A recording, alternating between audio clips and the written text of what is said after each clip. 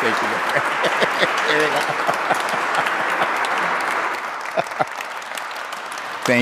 Thank you, President. Thank you so much, and thank you. And to Gary, I was wondering what Hip Hobart was going to sound like. Thank you, my brother. I loved it. I loved it.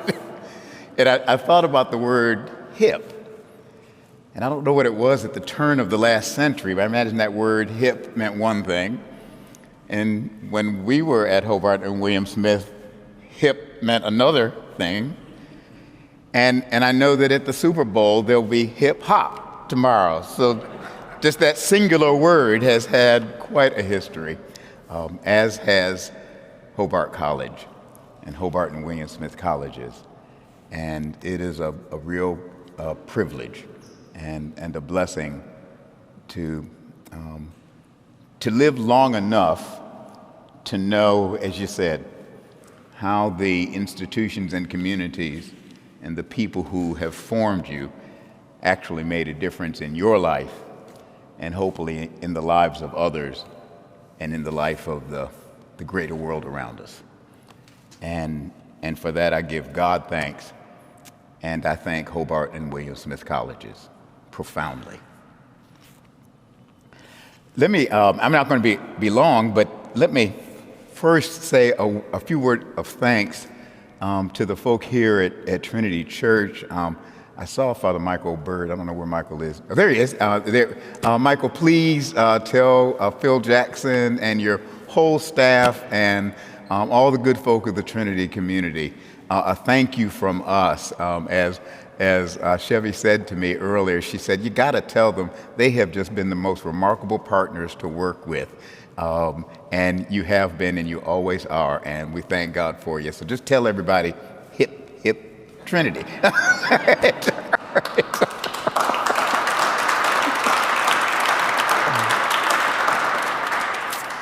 And a continued word of thanks to all who make these wonderful colleges possible in these days and in the days to come. We don't know what's ahead of us.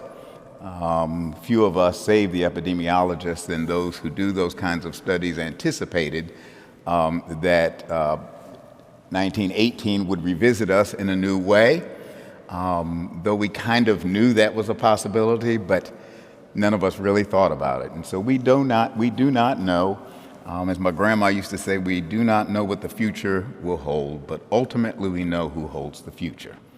And when you put those two together, you can deal with whatever you've got to deal with in the days ahead. So thank you. And happy birthday. Happy birthday, Bishop Hobart. Assuming you've gone to a better place, but if you're back there, happy birthday, wherever you are.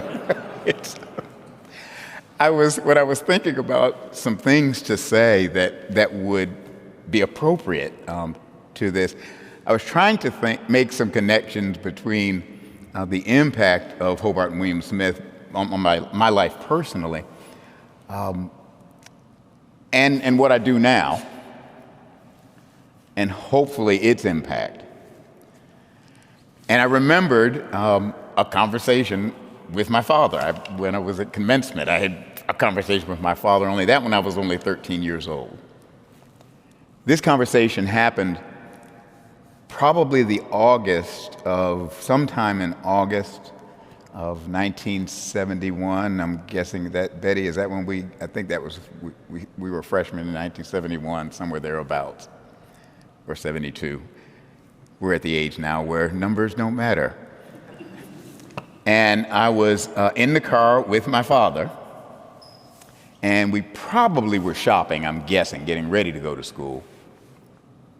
And at one point, he just said, I was driving, and he said, now, I was getting ready to go to Hobart and William Smith. And he said, now, you need to remember, when you go to school, you treat every girl the way you want somebody else to treat your sister. And he'd said that and the train that followed that when we were growing up. I mean, it was kind of a common family refrain. But I remember thinking, man, I don't want to hear that before going to school. You have just ruined 4 years of planning that I had. I mean, you just kind of messed up my whole whatever plans I thought I had in mind. But I knew what he meant. Treat every girl the way you want somebody else to treat your own sister. Treat every boy the way you want somebody else to treat your brother. Treat every woman the way you want somebody to treat your mother.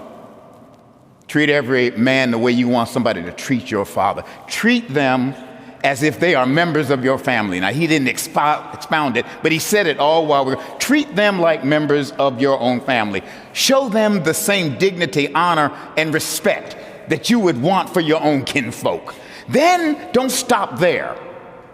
Then go out and construct a society and work to build a society where every man, woman, and child, every person is treated not as an object, not as a thing, not as someone to be used or abused, but treated as a child of God, enshrined not only in the mind of God, but in the eyes of the law and in the hearts of everyone.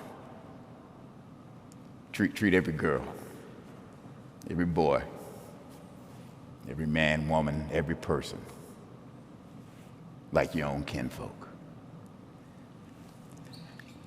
That's what I remember him telling me when I was off to Hobart and William Smith colleges. It didn't occur to me that there was more to that than some fatherly wisdom. I mean, I knew the message. And my father was involved in civil rights, and so that wasn't out of character either. But I didn't realize that that was part of a larger, deeper, grander narrative that was not simply something a parent said to a child. Until I got to Hobart and William Smith colleges. And about 1972 or 3, don't remember, I read this book. This is the actual book. It was by Ira Smith and Kenneth Smith and Ira Zapp. And the title of the book was Search for the Beloved Community, the thinking of Dr. Martin Luther King Jr. And this was in the early days of King scholarship, just beginning to develop. And one of the things early King scholars realized was that one of the central governing motifs that he didn't use rhetorically that much was the motif of the beloved community. At one point after the Montgomery bus boycott, Dr. King actually did almost kind of blurt out in a press conference when they said, okay, the bus boycott has begun the process of desegregation of public transportation. It's actually accomplished its goal, so what's the goal? And King, probably off the cuff, said the goal is redemption. The goal is reconciliation. No. The goal of civil rights is not just my rights, not just your rights. It's even bigger than justice. The goal is the creation of beloved community. And therein will be justice. Therein will be equity. Therein will be, as those Africans enslaved used to sing, plenty good room, plenty good room, plenty good room for all God's children. And behind all the language of a dream, behind all of the images that are known to King, is the undercurrent, the underground stream of laboring to create from our jangling discords and chaos a beloved community here in the United States and ultimately in the world. That connection I learned at Hobart and William Smith colleges. And it's become a commitment of my very life, and what I hope and pray will be the commitment of the Episcopal Church long after Michael Curry is gone. And maybe a commitment of a country called the United States, and maybe of this world. That's Hobart and William Smith. That's the impact of a school. And that's the hope of a country and a world. A few weeks ago now, I guess it was, I was in Washington on January 6th for a variety of services, commemorations on January 6th of this year, following on last year. And as you know, January the 6th, what happened was not simply a news event, but a cultural and social revelation. A revelation in many respects. It doesn't matter what your politics are. This isn't a political, this is not partisan. Don't. I'm not going to mess up the development work. Don't worry. No, but what happened on January the 6th for us was that we suddenly realized that, or I realized, let me just do an I statement. I realized that I have taken this experiment in multiracial, pluralistic democracy for granted and assumed that it would also always be here. I grew up in a civil rights home that never assumed that the democracy wouldn't be here. The point was to make the democracy become what it says it is. But on January 6th, when we saw the walls of the Capitol of the United States of America breached, and this was not the 19th century, it was a terrible moment of apocalyptic revelation. And we realized that there are deep divisions, that there is deep pain and deep hurt that could undo this land that we love. And so, a month ago, there were commemorations and prayer services. And I'd been asked to, at the end of the day, to go to Capitol Hill and quietly gather the members of House and Senate who had been in sessions of sorts all day long. And as Speaker Pelosi said, we just need you to pray over us. We just need you to pray. That's it. And I realized that once again, the balm in Gilead that can show us the way both to heal and to restore is that beloved community. Dr. King said, we will either learn to live together as brothers and sisters, or we will perish together as fools. The choice is ours, he said. Chaos or community? It's that clear. This ain't rocket science. Chaos or community? The choice is ours. The destiny is in our hands. And we must decide. And so I remembered I went back again to class at Hobart and William Smith. And I don't remember what the class was. It was a history class, that part I remember. But the subject of Cicero of the Roman Republic came up. And in passing, the professor in the lecture mentioned some relationship between Cicero and the Great Seal of the United States of America.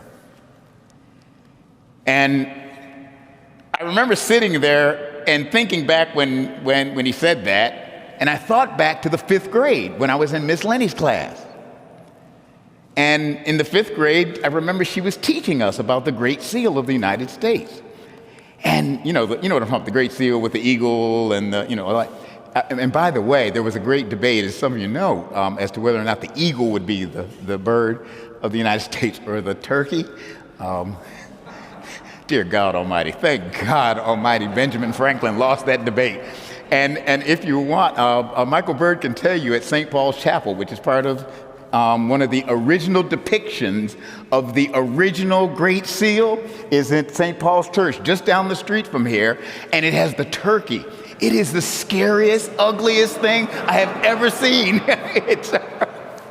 So anyway, in the Great Seal, Miss Lenny we had these, the things you draw when you're in the 5th grade. And, we drew the eagle and the palm branches in one tag, and then the olive branches in one, and then the arrows in the other, and then above, E pluribus unum, from many, one. And I remember her explaining that's the motto of the United States of America.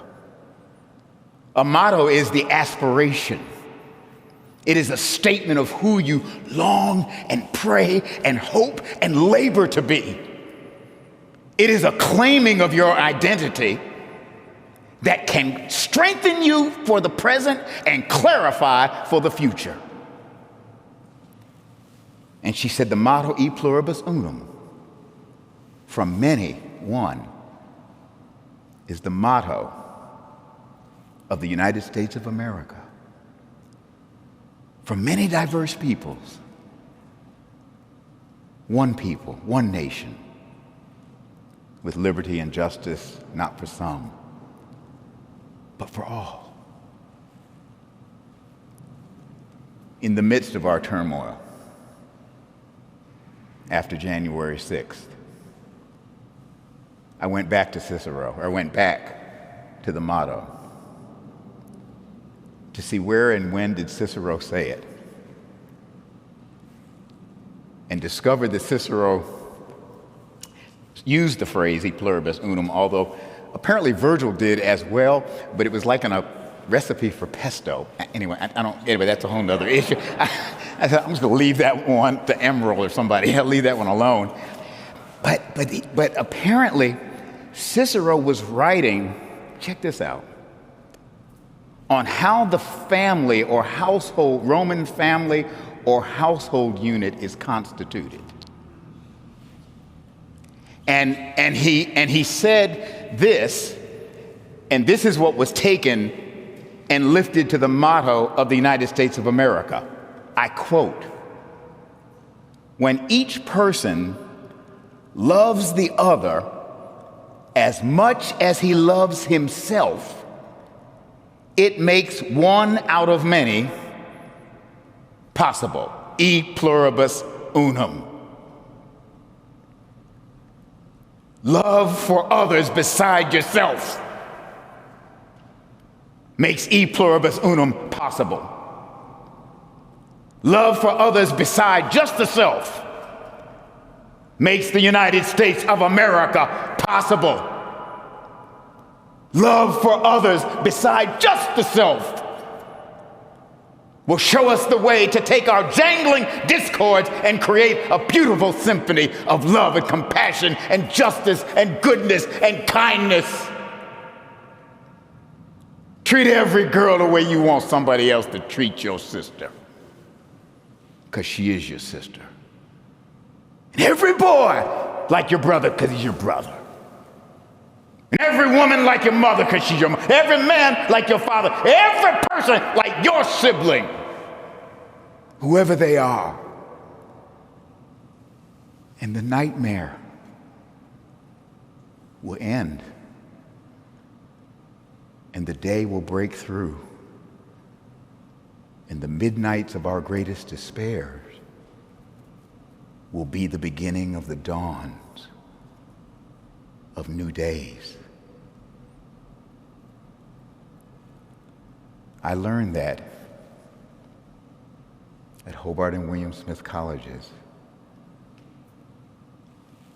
And when I retired from the Episcopal Church, and they make a nice, Michael, I want a really nice something like Hobart back here. I want something really nice, you know.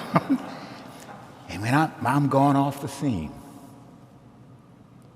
the work to create the beloved community, not just here in the United States, but here in this world, will be the work that is left behind. And if one church does it, another can. and one religion does it, another can. And if one political group does it, another can. And if one group does it, and another can. And if more of us do it, the nightmare can end and the beloved community can be born. That's the birthday for John Henry Hobart School. And that is the birth of a new world. God love you. God bless you. And may God hold us all in those almighty hands of love. Hip Hobart. Okay, thank you.